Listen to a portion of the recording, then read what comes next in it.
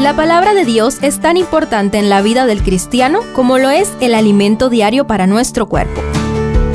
Estudia con nosotros el capítulo del día en Reavivados por su palabra.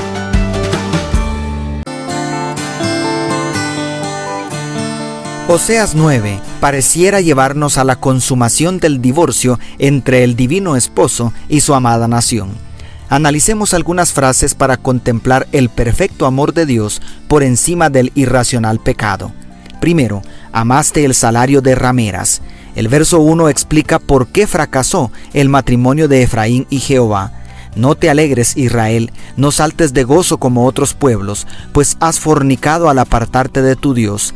Amaste el salario de rameras en todas las eras de trigo. Recordemos que los días de Jeroboam II fueron de gran prosperidad política y económica, pero el pueblo consideraba esas bendiciones dadas por Dios como una recompensa por el culto a los ídolos, como menciona Jeremías 44, 17 y 18. Con certera precisión, el profeta señala la prosperidad como el salario de una ramera. ¿Cómo puede un esposo o una esposa seguir amando a alguien que malinterpreta hasta las caricias? ¿Cómo puede Dios seguir bendiciendo a quienes quebrantan su pacto y se atribuyen a sí mismos o a cualquier otro ídolo las bendiciones recibidas? Jesucristo enseñó en Mateo 12, 22 al 31 que atribuirle a Satanás la obra del Todopoderoso es la esencia del pecado imperdonable. Segundo, llegaron hasta lo más bajo. Cuando el cónyuge ofendido vuelve a desenterrar los problemas del pasado, la restauración del matrimonio se hace muy difícil. Pero cuando el que cometió la falta vuelve una y otra vez a revolcarse en el pecado, entonces la reconciliación se hace casi imposible. Los versos 9 y 10 describen gráficamente cómo el entusiasmo del eterno enamorado se ve frustrado porque su amada vuelve a cometer las mismas faltas. Es impactante la primera oración del verso 9.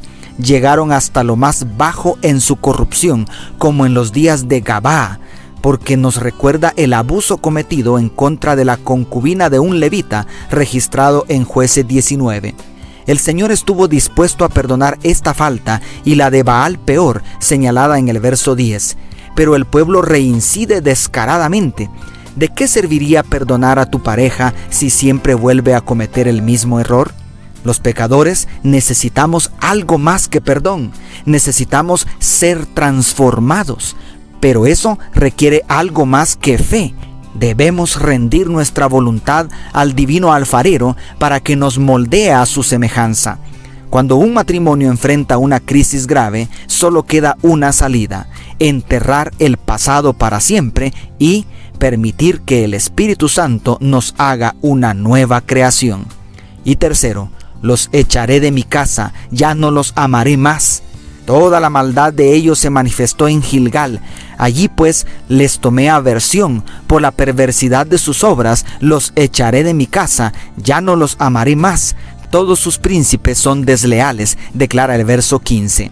El profeta describe con exactitud inspirada la consecuencia final de los pecados de la nación apóstata. Serían echados de la tierra de Yahvé por el cruel ejército asirio. Sin embargo, sigue describiéndose la situación bajo la figura de un hogar disfuncional. El adulterio era la única razón por la cual la ley permitía echar de la casa a la esposa. Ya en el verso 12 había dicho el Señor: «Ay de ellos cuando los abandone». No obstante, al revisar cuidadosamente la historia y las escrituras, cabe la pregunta: ¿quién abandonó a quién? ¿No fueron las 10 tribus las que abandonaron al linaje de David, que Dios había establecido para gobernarlos y para traer al Mesías a la tierra? ¿No fue la nación disidente la que construyó altares e inventó fiestas para competir contra el santuario establecido por Dios? ¿No fueron ellos los que le dieron la espalda a Dios para entregarse a las orgías idolátricas? Antes de reclamar a Dios por abandonar nuestro hogar, preguntémonos si no lo hemos abandonado nosotros a Él primero. A pesar de haber cometido el pecado imperdonable como nación, Dios siguió amándolos y les dio la oportunidad de salvarse de manera individual cuando sus hermanos de Judá fueron liberados del exilio. No es necesario tocar fondo para darnos cuenta que nos va mejor al lado de Dios. Si lo has abandonado, ¿no crees que llegó el momento para reconciliarte con el Señor? Dios te bendiga. Tu pastor y amigo, Selvin Sosa.